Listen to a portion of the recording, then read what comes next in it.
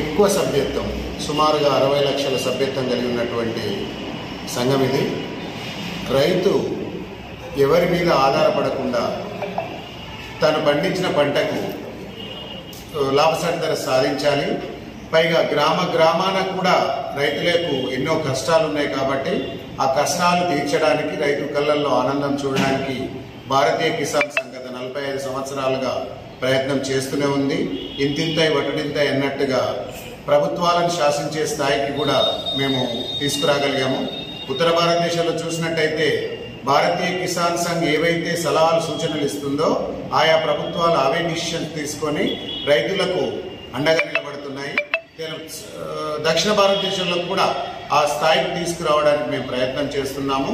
అందులో భాగంగానే ఈరోజు భువనగిరి జిల్లాలో ప్రశిక్షణ తరగతులు నిర్వహించడం జరిగింది. దానిలో ఇంతకుముందు పెద్దలు పన్యాల వెంకరెడ్డి గారు చెప్పినట్టుగా అధిక సంఖ్యలో పాల్గొన్నారు. రాబోయే కాలంలో కూడా తెలంగాణలో ఉన్న 33 జిల్లాలలో భారతీయ కిసాన్ సంఘ్ విస్తరించడానికి, వారి సమస్యలను వారే పరిష్కరించుకోవడానికి, ఎవరో వచ్చి తీరుస్తారని కాకుండా ఎదురు చూడకుండా రైతుల పక్షాన నిలబడి రైతుల సమస్యలను రైతులే సంబంధిత అధికారులకు తెలుసుకునేటట్టుగా తెలియజేసి అధికారుల తరపున రైతులకు న్యాయం చేయించడానికి మేము ప్రయత్నం చేస్తాము. అందులో భాగంగానే ఈరోజు భువనగిరిలో నిర్వహించాము. ప్రతి జిల్లాకు కూడా రాష్ట్ర కార్యవర్గం తరపున ప్రతి జిల్లాకు కూడా పన్యాల వెంకరెడ్డి గారు, మేము, వేరే రాష్ట్ర కమిటీ సభ్యులు కూడా వెళ్ళడం జరుగుతుంది. రాబోయే తరంలో రాజు, అందరూ రాజకీయ నాయకులు రైతే రాజు అంటారు కాబట్టి నిజంగా మేము రాజులమే.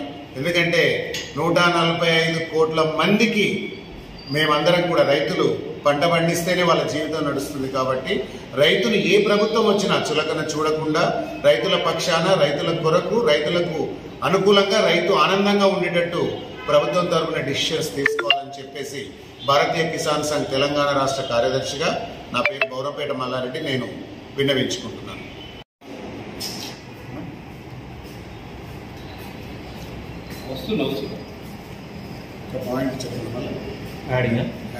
కళ్ళల్లో ఆనందం చూడాలనేదే భారతీయ కిసాన్ సంఘ్ యొక్క నినాదము. మా ఉద్దేశం కూడా అదే. ప్రతి రైతు ఆనందంగా తన గుండె మీద చేయి వేసుకుని నిద్రపోయే విధంగా చూడాలన్నదే భారతీయ కిసాన్ సంఘ్ యొక్క నిదానము. భారత్ మాతాకి జై. ఈ దేశంలో ఉన్నటువంటి రైతాంగం యొక్క స్థితిగతులను మెరుగుపరచాలనేటువంటి ఉద్దేశంతో 1979 మార్చి 4న రాజస్థాన్లోని కోటా అనేటువంటి గ్రామంలో ప్రారంభమైంది. ముఖ్యంగా దత్తోపంత్ టెంగ్డే అనేటువంటి మహనీయుడు ఈ దేశంలో ఉన్నటువంటి రైతాంగం కలిసికట్టుగా, సంఘటితంగా, ఐకమత్యంతో పనిచేసినట్టయితే ఈ దేశం యొక్క రైతాంగం యొక్క సమస్యలు పరిష్కారం అవుతాయనే ఉద్దేశంతో ఈ యొక్క సంఘాన్ని ప్రారంభించడం జరిగింది. నేడు ఈ భారతదేశంలో 1 కోటి మంది రైతులను సభ్యత్వం చేసి అన్ని రాష్ట్రాలలో జిల్లాల వారీగా, గ్రామాల వారీగా సభ్యత్వము గ్రౌండ్ లెవెల్లో వెళ్ళి వాళ్ళ యొక్క సమస్యలను తెలుసుకొని ఆ సమస్యలను పరిష్కరించే విధంగా హరేక్ కిసాన్ హమారా నేతా హై అన్నటువంటి పద్ధతిలో రైతాంగాన్ని వాళ్ళ సమస్యలు వాళ్ళే పరిష్కరించుకునే విధంగా రైతులందరినీ కూడా మరి నాయకులను తయారు చేసే పద్ధతిలో మరి పనిచేస్తూ ఉన్నది. ముఖ్యంగా లాభముతో కూడినటువంటి ధర ప్రభుత్వాలు నిర్ణయం చేయాలి. అప్పుడు మాత్రమే రైతులకు మేలు జరుగుతుందనే ఉద్దేశంతో పనిచేస్తూ ఉన్నాం.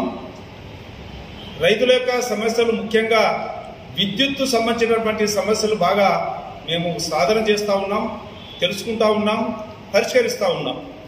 ముఖ్యంగా కొత్త కనెక్షన్స్ ఇచ్చే విధంలో కానివ్వండి, లూజ్ పోలు, లూజ్ వైరింగు, అదేవిధంగా ట్రాన్స్ఫార్మర్ల యొక్క ఫీజుల విషయంలో, ఆ పని విషయంలో ముందుకు వెళ్ళి సంబంధిత అధికారులతో మాట్లాడుతూ ఎస్సీ, ఏజీఎం అలాంటి వాళ్ళతో కలిసి రైతులకు కావలసినటువంటి సహకారాన్ని అందిస్తూ ఉన్నది భారతీయ కిసాన్ సంఘ్. ముఖ్యంగా చనిపోయినటువంటి రైతాంగానికి భారతీయ కిసాన్ సంఘ్ 1980 నుంచి పనిచేస్తూ ఇప్పటి వరకు ఏ రైతైతే విద్యుత్ శక్తి వల్ల చనిపోతాడో అతనికి ఎక్స్గ్రేసియా ఇవ్వాలని చెప్పేసి దాన్ని 1,00,000 రూపాయల నుంచి ప్రారంభం చేసి మెల్లగా ఇప్పుడు 5,000 రూపాయలు అతనికి 5 లక్షల ఎక్స్గ్రేస్ ఇవ్వాలన్నటువంటి ఉద్దేశంతో మేము పనిచేస్తా ఉన్నాం. ఇప్పుడే తిమ్మాపూర్ ఉన్నటువంటి గ్రామం నుంచి ఒక రైతు 2 సంవత్సరాల కింద SCI గారికి ఆ యొక్క అప్లికేషన్ పంపుకున్నట్టయితే ఇంతవరకు అది మరి అతిగతి లేదు. దాన్ని సాధించడాని కోసం గాను ఈ సమావేశాలంతా ఈ రోజు జరిగినటువంటి భువనగిరి జిల్లా యొక్క సమావేశం తర్వాత అక్కడికి వెళ్ళి తెలుసుకోవడం జరిగింది. అది హైదరాబాద్ ఆఫీస్కు వెళ్ళడం జరిగింది. రేపు వెళ్ళి దాన్ని పరిష్కరించి వారంలోగా ఆ యొక్క ఉత్తర్వులు తెప్పించి ఆ రైతుకు ఆ యొక్క ఎక్స్గ్రేసియా ఇప్పిస్తామని చెప్పేసి మేము ప్రయత్నం చేస్తూ ఉన్నాం. ముఖ్యంగా రైతులు పండించినటువంటి పంటలు వర్షమనక చల్లనక పామనక తేలనక రాత్రి బోలు పనిచేసినటువంటి పనిచేసినటువంటి రైతాంగం వాళ్ళ యొక్క ధాన్యం తెచ్చిన తర్వాత దానికి తగినటువంటి చక్కటి ఏర్పాటు లేవు. నిన్ననే గుర్రాల దండి అన్నటువంటి గ్రామంలో మేము ఆ రైతు కళ్ళాలను కొనుగోలు కేంద్రాన్ని పరిశీలన చేయడం జరిగింది. అక్కడ ఎవరు లేనప్పుడు జిల్లా అధికారులతో మాట్లాడి వెంటనే ఆ సంబంధిత సూపర్వైజర్లు అక్కడికి తెప్పించడం, ఆ రైతులకు కావలసిన పట్టాలు ఇప్పించడం కూడా జరిగింది. ఆ విధంగా అన్ని రంగాలలో రైతులు ఎదుర్కొంటున్నటువంటి దానికి మేము ప్రయత్నం చేసి వాళ్లకు కావలసినటువంటి సౌకర్యాలు కల్పిస్తూ ఉన్నాం.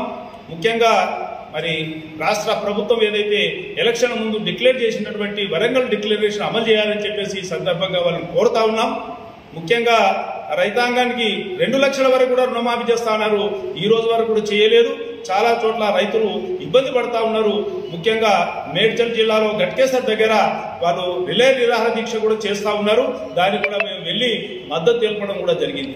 ఈ విధంగా సమస్యలను పరిష్కరించే విధంగా కూరగాయల విషయంలో కానివ్వండి, పాల యొక్క ఉత్పత్తి విషయంలో కానివ్వండి, పాలకు తగినటువంటి ధర లేదు.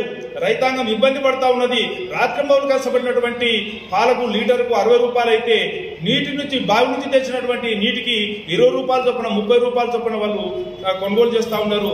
అంతకంటే బలహీనంగా అంతకంటే అధ్వానంగా మరి రైతు యొక్క స్థితిగతులు ఏర్పడ్డాయి. కాబట్టి పాల యొక్క ధర కూడా పెంచి ఆ పాల రైతులను ప్రభుత్వం ఆదుకోవాలని చెప్పేసి ఐకమత్యాన్ని పెంచి వాళ్ళ సమస్యలు వాళ్ళే పరిష్కరించుకునే విధంగా మేము ప్రయత్నం చేస్తామని చెప్తూ ఈ దేశంలో ఉన్నటువంటి 145 కోట్ల జనాభాకు సరిపోయినటువంటి ఆహారాన్ని పండిస్తాం. కావలసినటువంటి ధాన్యాన్ని గోదాములో ఉంచుతాం.